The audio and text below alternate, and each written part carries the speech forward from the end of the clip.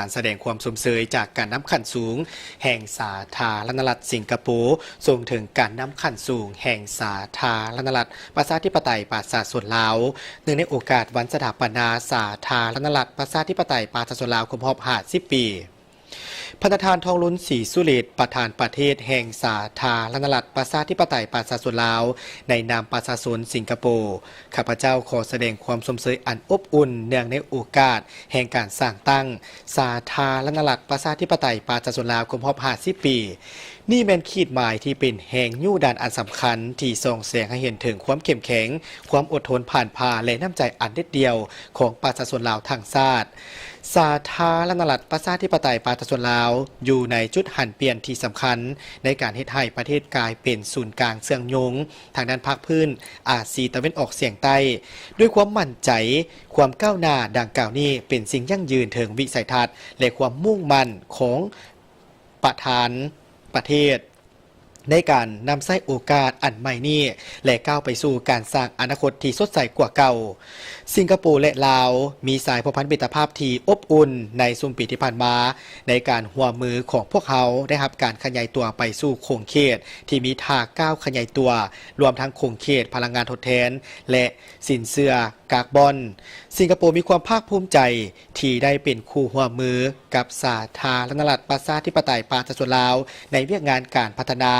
โดยผ่านการหัวมือที่ยาวนานของพวกเขานั้นในโครงเขตการพัฒนาทรัพยากรมนุษย์ในฐานะประเทศน้อยที่ต้องรับมือกับสภาพการพัฒนาของโลกที่มีความอ่อนไหวและสิ่งท้าทายจำเป็นที่พวกเขาจะต้องสืบต่อหัดแน่นการหัวมือในขอบสองฝ่ายและในเวทีภาคพื้นสองประเทศพวกเขาแมนคู่หัวมือที่ใกล้ชิดในอาเซียนและพวกเขายังเฮ็ดเวียกร่วมกันอย่างใกล้ชิดในเวทีสากลอื่นๆรวมทั้งองค์การสหประชาชาติข้าพเจ้าเชื่อมั่นว่าโดยภายใต้การนำพาของพันธทานมิตรภาพระหว่างสองประเทศของพวกเขาจะเพิ่มทวีและแตกดอกออกผลยิ่งขึ้นในซุ้มปีต่อหน้าข้าพเจ้าขออวยพรให้พันธทาน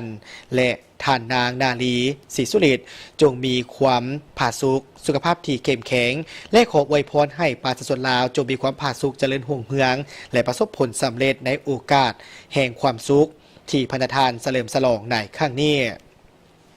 ด้วยความนับถืออย่างสูงถามันสารมูการัตนำในโอกาสเดียวกันพันธทานโรเรนซ์วองนายกรัฐมนตรีสิงคโปร์ก็ได้ส่งสารแสดงความสมเสยถึงพันธทานสอนไซสีพันดอนนายกรัฐมนตรีแห่งสาธารณรัฐประชาธิปไตยประชาชนลาวพร้อมนั้นพันธทานเซียนเขียนเป้งประธานรัฐสภาแห่งชาติสิงคโปร์ก็ได้ส่งสารแสดงความสมเสยถึงพันธทานปริญญาเอกไซสมพรพรหมวิหารประธานสภาแห่งชาติแห่งสาธารณรัฐประชาธิปไตยประชาชนลาวและพันธทานวีเวียนบาราคริสนันรัฐมนตรีกระทรวงการต่างประเทศแห่งสาธารณรัฐสิงคโปร์ได้ส่งสารแสดงความสมเสยถึงพันธทานท้องสวรรค์พรหมวิหารรัฐมนตรีกระทรวงการต่างประเทศแห่งสาธารณรัฐประชาธิปไตยประชาชนลาวเนื่องในโอกาสวันสถาปนาสาธารณรัฐประชาธิปไตยประชาชนลาวครบรอบ50 ปี